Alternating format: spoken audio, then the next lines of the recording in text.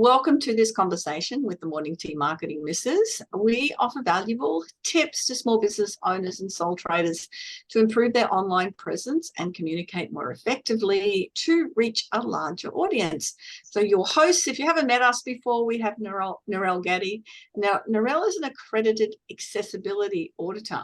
So she's really passionate about ensuring that all businesses are able to reach the widest possible market by enhancing their digital communication methods so they meet the Australian standards. I'm Janine Vosper. I assist women in leadership roles to remove limiting beliefs and possess the courage to step up, to stand out as an authority in their field of expertise. Kate Smith is a graphic designer for service and experience-based businesses, and she showcases their brand to resonate with her ideal clients and helps them increase their bookings. And Jan Roesch's business is BizConnect Web Designs and Over 50s Health, and she's looking very healthy there today in her workout gear. And their business is about the experts helping small businesses connect with their customers online. Hey, ladies. Great to see everyone. How you doing? Yeah. No, it's good. I love these conversations. I'm looking at here. I have got, what's the blue-eyed birds? The yellow back and the blue-eyed birds. Oh, they're honey eater. The honey eater. Oh, are they? Some sitting sort. here on looking at me going, what are you doing? I can see something Oh. happening there. It's very cool. Jan, what have you got to share? Because we're talking product development. Product development, that's right. Well, look, as you know, I have BizConnect Web Design, but this morning that I've been to the gym, still wearing my gym gear, I thought I'd talk about over 50s health and how I came about, how that came to life. But also part of that is I'm developing a supplement brand, and that's soon to be launched. So just some of the things, the process that I went through and I'm still going through because it's very close to launch day. So really thinking about product development for any business, it is a crucial process for any business looking to innovate and to stay competitive in the market. It involves creating new products and improving existing ones to meet customer needs and market demands.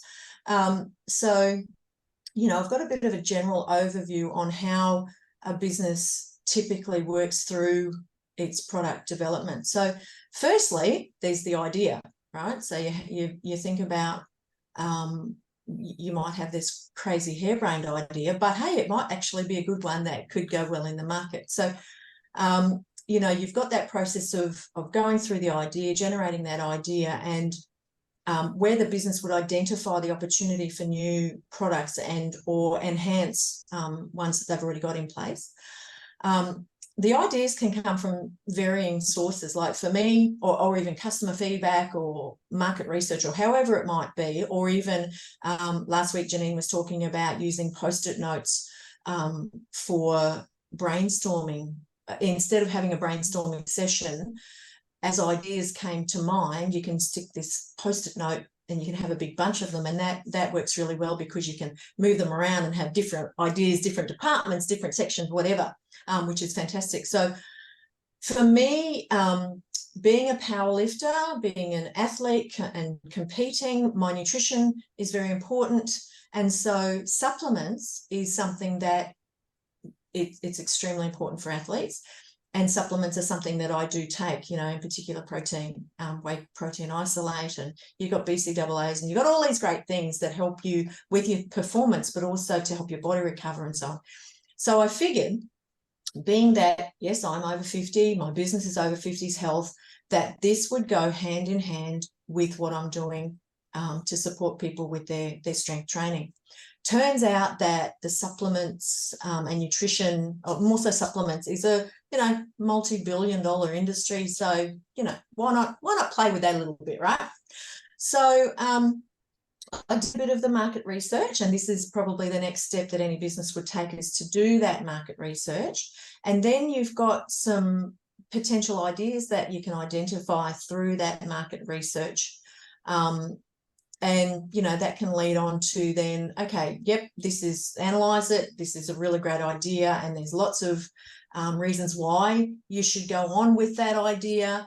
And it just kind of develops. So you then develop that concept.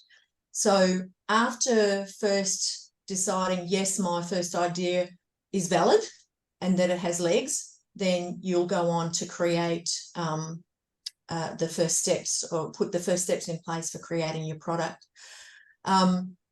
You then have a look at whether it's feasible. You do that analysis, technically, financially, you know, is it something that is worth doing? And of course, you've got to consider your budget and all that kind of stuff as well. Do you need investors, or can you just do this thing on your own? There's all those things to consider. Then once all of that's been done, you design, like for me, designing the labels. I found a supplier who would take care of manufacturing the products for me. And being that I'm part of a drug tested federation, it means that I have to be very selective as to what products, what ingredients are in these products. And I wouldn't want to endorse or sell products that are a banned substance, right? So prototyping, designing, all of that kind of stuff, the labels, the containers, the packaging, whatever it is, you've got to put all of that into place, and even getting some feedback and so on all of that, developing all of that, and then testing. Like for me, the supplier I'm going through, I had to order some of the products so that I could see real life what my labels looked like. And then from there, I can say, yep, happy with that, let's go. Or, hey, I want to make some tweaks and whatever, that's not quite big enough, or whatever. You know, me who now has to wear glasses all the time to read stuff, it was, you know, pretty important to make sure that I could read what was on the labels. Yeah, so, you know, you're going through all your quality assurance and testing and all that kind of stuff. So that's taken care of now. Then you've got some really important stuff, and that is marketing and branding. All right. So obviously for me, the step before that, like creating the labels, was to have my logo already ready to go. So for me, the marketing and stuff now, helping that brand to become front of mind, I'm becoming part of lots of Facebook groups and so on, you know, for over 40s, over 50s and whatever. And a big topic of conversation all the time is supplements. So I know I'm in the right place at the right time for all of that. And, you know, having the marketing background that we have with BizConnect web design is a big bonus for us, in that, you know, we can create our own website, we can create our own marketing and the strategy and so on around that, which is fantastic. I guess the bonus for me is that, you know, my experience and qualifications. I am an Australian powerlifter. I've got national records. I'm an Australian Powerlifting Australia national coach. I'm an international referee with World Powerlifting. So I do know a little bit. I don't claim to know everything, because, you know, there's so much more to learn and so on, but I do have that experience. And again, being over 50, working with people who are over 50, they really appreciate somebody who is older, that goes through the aches and pains, has arthritis, has all of these things. And I've got the experience with my competing and all of that. So it's kind of like, for me, the supplements brand, the supplements line is something that just naturally fell into what the rest of what I'm doing with over 50s health.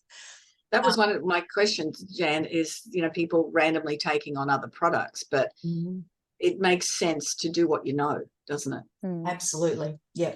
Like for me, all of this started out as a passion project, because I am very passionate about health and being over 50.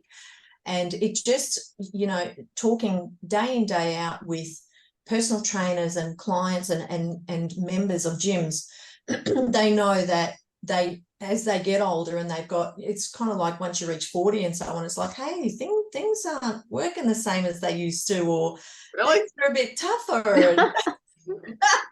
Yeah, so, you know, I know all of those things. I live all of those things as well. So, you know, activations and rehab is a thing that happens a lot, because you have to keep your body strong and well and safe. going to ask you, you just talk about research.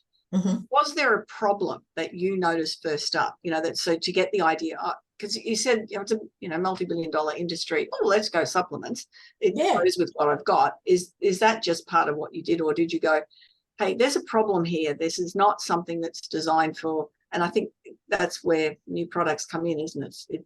Figure out there's a gap, or absolutely there is a gap. And so I did the research on what products, what ingredients, firstly I had a look at what were issues that over 50s were experiencing.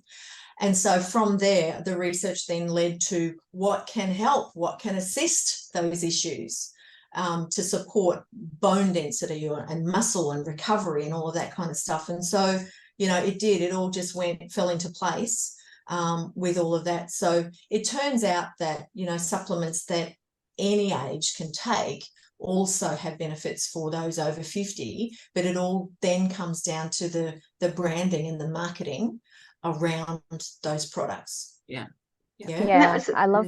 Oh, you go, Narelle. Yeah, I was going to say that was the interesting part that I was thinking about, because you go to those the fitness stores and things, and there seems to be miles and miles of different types of supplements. So it's going to be the marketing's going to be the thing, isn't it, to distinguish yourself? Yeah. And so yes, all of that. Sorry, Kate, what were you saying? No, I was just saying how I love that you did target your audience so well, right down to the labeling being readable for people who probably have less good sight than absolutely, because the arm's not long enough anymore. Gotta have my glasses on. The other thing I wanted to draw attention to, and you mentioned it, is to have a strategic plan. I know, I sort of know a bit about construction plans, and they've got the whole strategic plan as to what's going to happen when and what weeks and all that sort of thing. And people don't realize that there's just so much like that happening. Otherwise, parts can fall through, or they don't happen in line with when they're meant to happen. Yeah, exactly. But that also leads on to, from after you launch the product, you then do a bit of an evaluation on how things are going. And I'll no doubt have people coming to me saying, do you sell this product? If it's possible for me to source it, then, and if I get enough inquiries or requests for that, then that could be an expansion or an addition to the range that I add later down the track, or whatever. So it is constantly sucking and seeing, right? So it's put it out there and see how it works. And if some things don't go so well, and really with the research that I've done in the first place, there's nothing to show or no reason as to why it shouldn't do well anyway. So I've been strategic in the ingredients and the products that I've chosen to get started with anyway. And then, there's also putting different products together to create packs and so on and so on. So that's cool. Okay. So, and what I've also done is part of the branding and marketing is that I chose a name that is very well known in the weightlifting, bodybuilding, powerlifting, anybody who lifts weights and wears compression knee sleeves or wrist wraps or even lifting suits for competing. They know this name very well. This company is global and it has trademarked all of these things except for supplements. So I have trademarked the name and the logo, and I'm in that very final period of, I've got like 4 weeks left of the time when someone can say, excuse me, I've got an issue. Right, so don't share with us yet what it is until it's released. It'll come, don't worry. You'll know as soon as I've had that. Well done. Any more questions for Janet? Or I like all the points. There's so many points when you're talking product development that have to be considered. And one big one to be considered is whether it's worthwhile in the market. I think I've established that. And that's something that I when I first launched my webinars for my online training program, I didn't create my online training program. I created the webinar and then I sold the online training program. And then I went, oh, I got to create this now. But people go to so much trouble creating things without really even checking that there's a market for it. And that's an important factor. Is there a market for it first? To, test the water and then develop the product for it, or do the research, or don't dive in too deep until you know that it's going to be worth doing. Here's a good example for you. In the street behind where our office is, a brand new business opened on Saturday, so 2 days ago, and I went in and supported them, and I bought my steak. Right, so it's a butcher, but not really a butcher, right? So they have everything pre-cryovac and everything sitting in the fridges. And today being Monday, they're not open today because they sold out.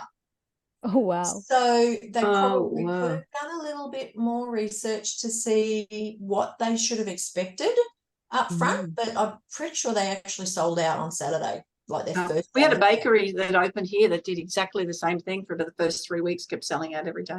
Yeah. I mean, great. But hey, stock some more. No. Yeah. Well, we've actually got problem.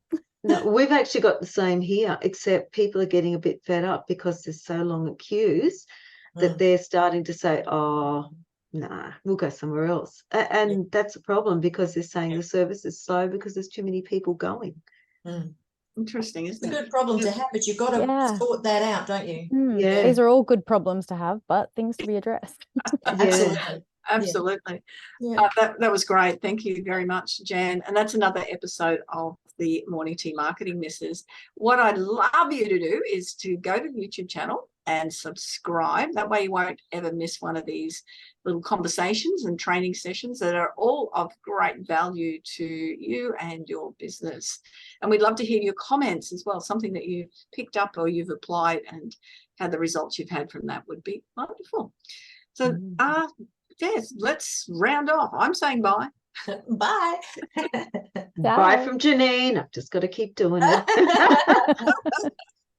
Oh, well done. All right. We'll see you next time. See you. Yeah.